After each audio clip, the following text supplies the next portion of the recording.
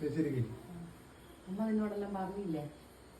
പറഞ്ഞു ചേച്ചി, ഞാൻ ഒരു 2 ദിവസം സമയത്തൊക്കെ വേണം. ഞാൻ നാളെ രാവിലെ എന്തായാലും പോകും. ചേച്ചിക്ക് 2 ദിവസം കഴിഞ്ഞ് പോയപ്പോരെ? ഇല്ലടാ, നാളെ എന്തായാലും പോണം. പിള്ളേർ വീട്ടിലുള്ളതല്ലേ. ആണോ? ആയിക്കോട്ടെ.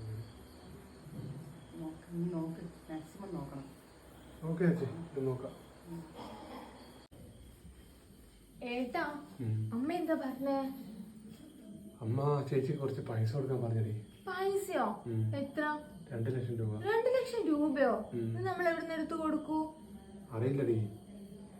നിങ്ങൾ എന്താ പറഞ്ഞേ?